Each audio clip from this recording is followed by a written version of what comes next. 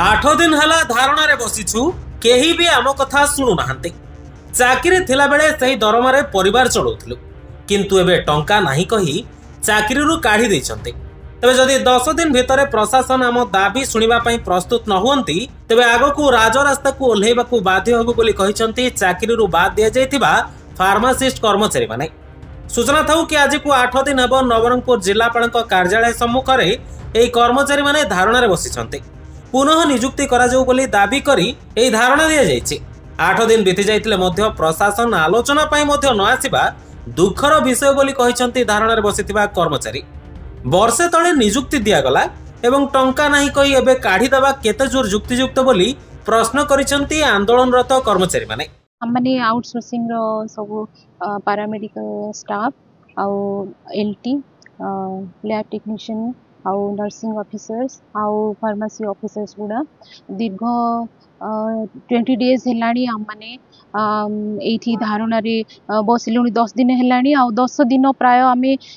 सब एडमिनिस्ट्रेशन को जाई कि आम मानकर दुख जणैलु जे फेब्रुआरी 1 तारिख रे आम मान को डिसएंगेज करी कि आज को 20 डेज हे गलानी आमने एते थर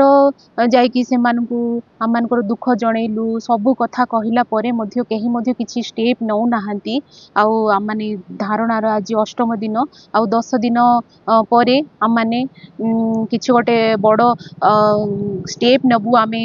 डिसिजन करिछु आउ आमने खोला खोली भाबरे जणै दउछु जदि किछि भी इनडिसिप्लिन एक्टिविटीज हबो ताहेले प्रशासन दायी रहिबे आउ आमनकर जो भरण पोषण असुविधा हो गलानी आमनकर परिवार से चाकरी सालारी रे ही आम माने चलुथिलु एबे आमन को चाकरी रु बाहर कर देले आम माने कुआडे जिबु कोन करिबु आम माने एते एते पाठ पढ़ी कि आमर माँ बापा निजे पेटो काटी कि आमन को एते पाठ पढ़ेला परे गोटे रेगुलर जॉब न मिली कि आउटसोर्सिंग रे जॉब दउछंती तापरे काडी दउछंती एटा बहुत दुखजनक कथा आउ आमनकर भविष्य उपरे खेलुछंती आउ तेणु करी आम माने आमनकर पुनः नियुक्ति पाई आम माने विनम्र होई आम माने दाबी पत्र आमे देइछु आउ न्यूज माध्यम रे भी जणाउछु आउ दया करी आम मान को पुनः नियुक्ति दियंतु आम मान को जॉब सिक्योरिटी दियंतु एटा ही आम माने चाहूछु। आगो को जदि किछि विशृंखलित किछि भी एक्टिविटीज हबो ता पई प्रशासन दायी रहिबे बोली आगुरु आम माने जणाइ दउ। बहुत जिले में डिसएंगेज भी करिले आउ नियुक्ति भी से मानकु अगेन से मानकु दिया हैला किंतु आमनकर नवरंगपुर जिल्ला रे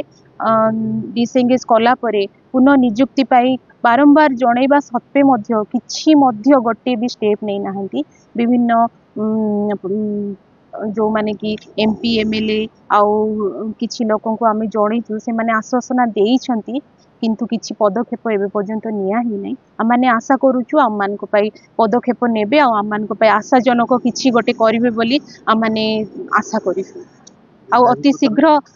से आम मान को पुनः नियुक्ति देबे बोली आमाने आशा करूछु। नमस्कार, मु किशोर लाल साहू मु जगन्नाथपुर रे फार्मासिस्ट रूपे कार्यरत थिली। देखंतु हमको तो हलाणी 20 दिन हलाणी हमको छटई कर देछंती। आमे धारणा रे 8 दिन हलाणी बसिछु हमर कलेक्टर ऑफिस सामना रे। सर हमको किसी भी एजा प्रतिश्रुति कि हमको